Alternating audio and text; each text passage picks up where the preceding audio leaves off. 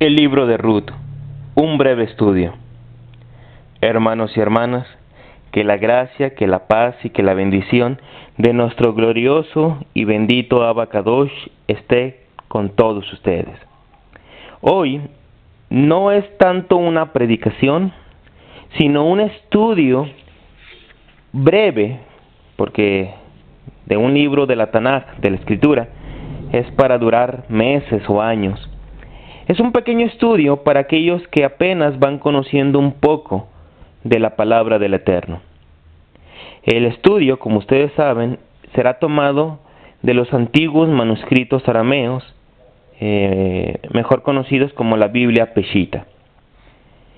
El libro de Ruth, que en arameo se dice Ketaba de Ruth, o el libro de Ruth, fue escrito alrededor del año 1100 antes de Cristo. En el texto Peshita, obviamente, fue escrito en arameo. Ruth significa amiga. Este libro, muy breve, por cierto, del Antiguo Pacto, que está compuesto de 4 capítulos y de 85 versículos, narra la vida, la conversión de una mujer, Ruth. Pero también habla de ciertos símbolos que pasan inadvertidos para aquellos que no conocen las lenguas originales y que no se han puesto a escudriñar la palabra del Eterno paso por paso. Nosotros iremos analizando en los próximos días, en las próximas predicaciones, parte de este texto. El libro empieza así, capítulo 1, versículo 1. Sucedió en el tiempo de los jueces que hubo hambre en el país. Entonces un varón de Belén de Judá se fue a residir a la tierra de Moab, él, su esposa y sus hijos, pues el hambre había arreciado en el país. Hace tiempo escuchaba a un predicador que hablaba de este versículo y decía: es que yo no sé si el hambre fue o no un castigo del Eterno, un castigo de Dios. Bueno, el texto, este versículo, de forma implícita nos ha dado la respuesta, si fue o no un castigo de Dios. Dice, sucedió en el tiempo de los jueces. ¿Qué dice la Tanaj en el libro de Jueces? Dice que en aquel tiempo, cuando no había jueces, no había profetas o no había reyes, la gente hacía lo que quería. Otras versiones traducen lo que les parecía bien. Y algunas otras versiones más modernas dice lo que les daba en gana. Es decir, cuando empezamos a escarbar en el libro de Jueces, encontramos que el pueblo de Israel constantemente terminaba en la idolatría, adorando a Baal, a Quemos, a Astarte y a otros demonios. Es en ese contexto que sucede que hubo hambre en el país. Esto es parte del juicio de Yahweh, el único Elohim, el único Dios vivo y verdadero. El Eterno está pasando un juicio a su pueblo por haber cometido idolatría, por haber dado la espalda a los misbot, a los mandamientos, y a la Torá, a su ley, a su instrucción. Entonces, un varón de Belén, Belén significa casa de pan, un varón de Belén de Judá, se fue a residir a la tierra de Moab. Moab era una región pagana. Él, su esposa y sus hijos, pues el hambre había arreciado en el país. Este hombre decide llevarse a su familia de la tierra prometida, de la tierra santa. Este es un grave error, hermanos, y sucede constantemente en el camino espiritual. Cada vez que Dios manda su juicio, su castigo, su corrección a su pueblo, hay muchos que en vez de doblar sus rodillas, pedir perdón y reconocerse pecadores, lo que hacen es buscar la solución a través de brujos, espiritistas, irse a otras iglesias, buscan la solución a través de familiares o amigos con poder en la política, con dinero. No, hermanos. No busquemos la solución en Moab. No busquemos la solución fuera de la palabra de Dios, fuera de la iglesia. Debemos aceptar con humildad y diligencia el castigo, la corrección, la disciplina del Eterno. Si hemos pecado, reconozcamos nuestro pecado y pidamos misericordia. Yahweh es un Dios rico en misericordia. El versículo 2 dice, este varón se llamaba Elimelec. ¿Qué significa Elimelec?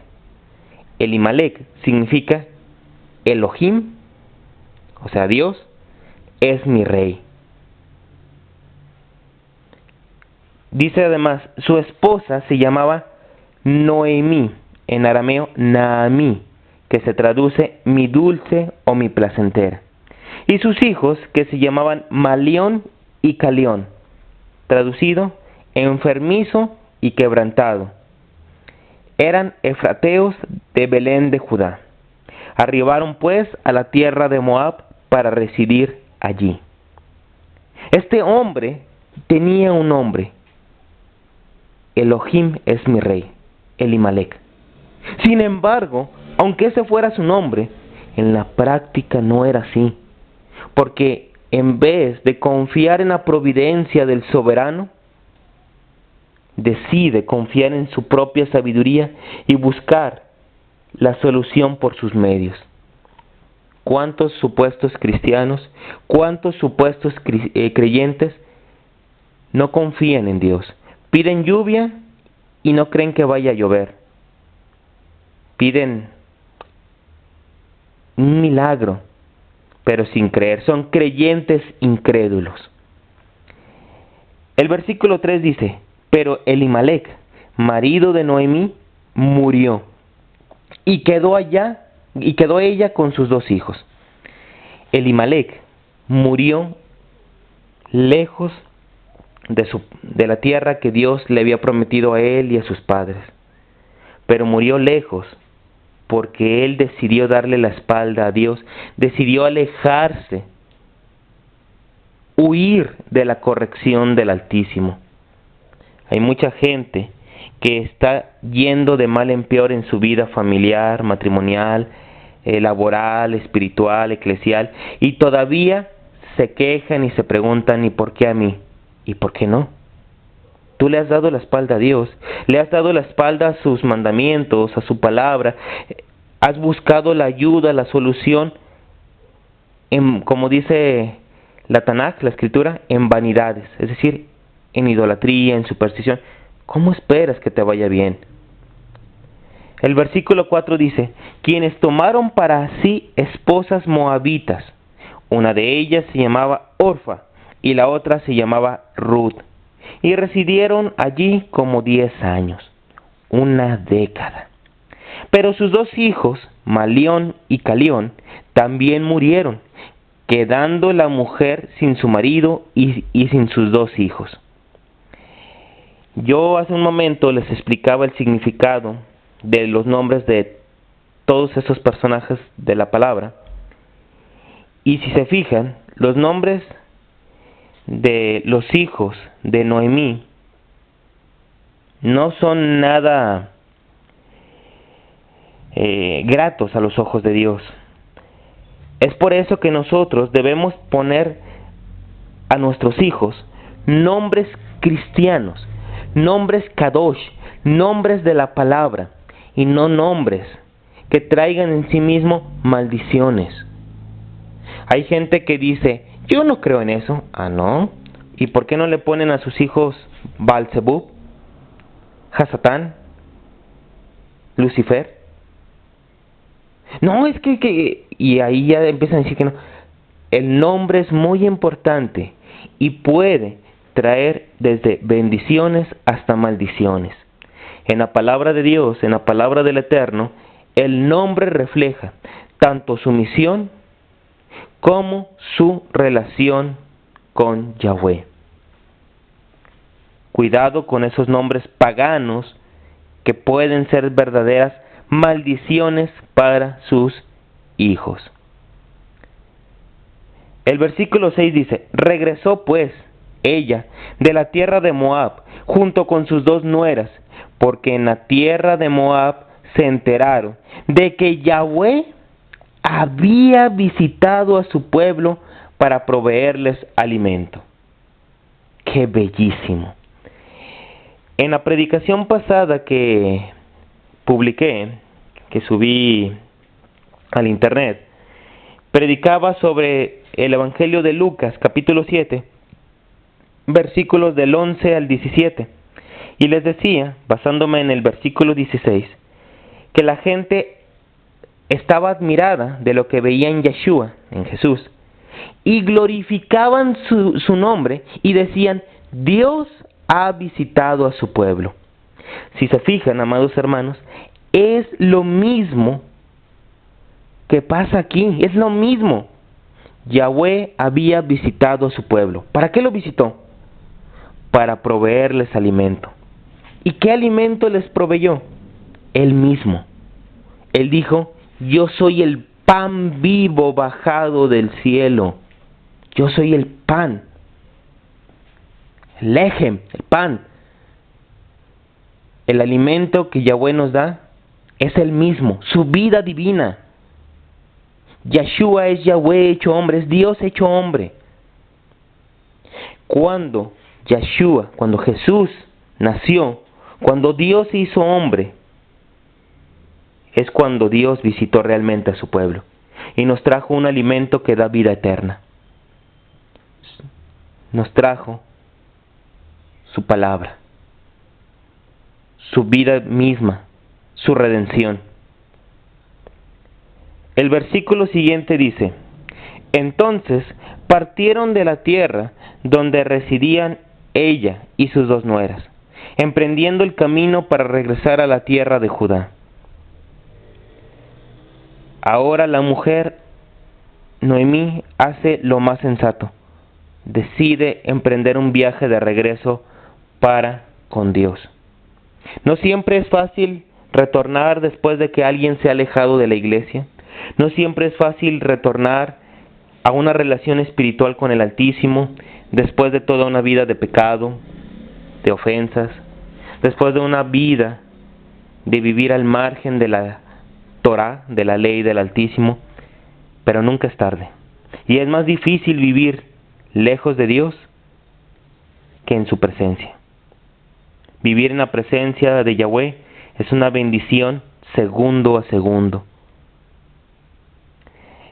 El siguiente versículo dice: pero Noemí dijo a sus nueras: regresen, vayan a sus lugares, a la casa de sus parientes, que Yahweh tenga misericordia de ustedes, que del mismo modo que ustedes la han tenido de mí y de mis hijos que murieron. Que Yahweh les conceda favor y encuentren reposo en la casa de sus padres. Luego las besó y alzando ellas su voz, lloraban. Noemí hace algo muy interesante. Las despide. Las bendice. Les desea lo mejor.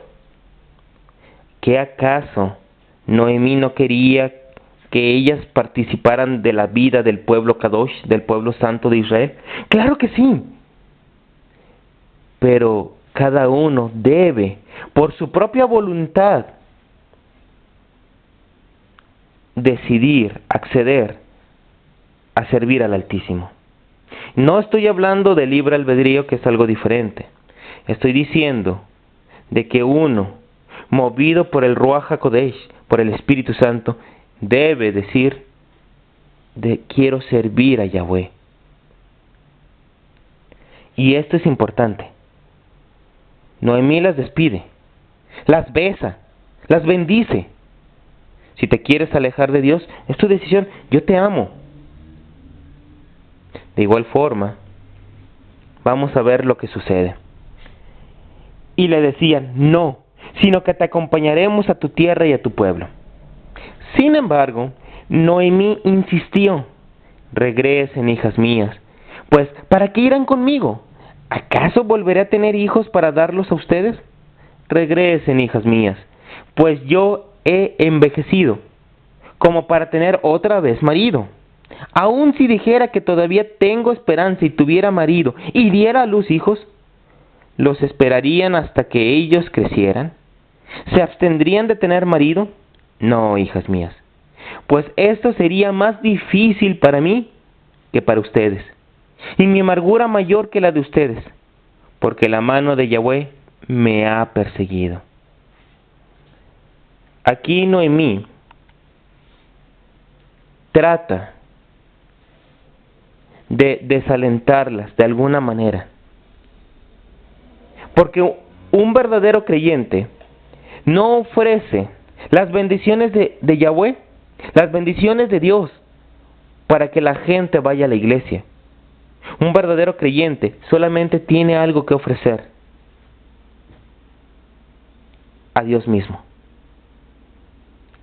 Un verdadero creyente no va buscando las cosas de Dios, no va buscando las bendiciones de Dios. Un verdadero creyente va buscando a Dios mismo, amarlo y servirlo, porque se ha hecho hombre en Yeshua y nos ha redimido. No ocupamos ninguna otra motivación. Así son los verdaderos creyentes. Esta mujer dice, la mano de Yahweh me ha perseguido.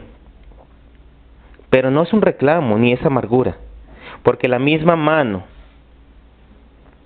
que corrige, que castiga, es la misma mano que acaricia, que bendice, que protege y que ama. La mano de Yahweh siempre será una bendición para el creyente, y la mano de Yahweh va a donde vamos nosotros. No siempre nos consiente, porque no siempre somos fieles.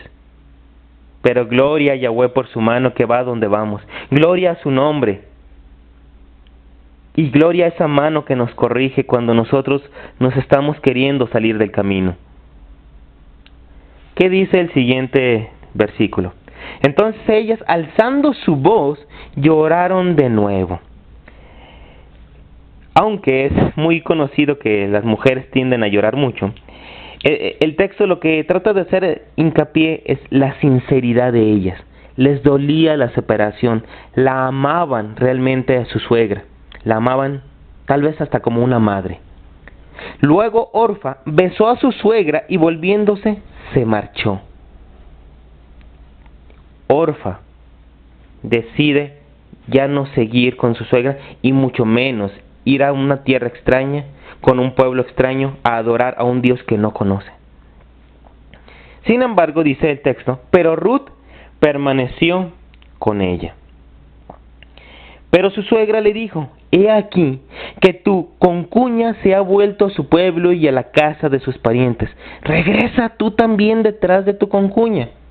Es decir, sigue su ejemplo. Si crees que es lo mejor, adelante. Si crees que ahí va a ser feliz, adelante. Noemí en ningún momento dijo, ay, qué buena eres, mejor me voy a quedar contigo. Noemí estaba resuelta, tengo que ir a donde Dios ha señalado. Tengo que ir y postrarme en la presencia del Altísimo. Y no va a obligar a Ruth. Al contrario, quiere sacudir su conciencia.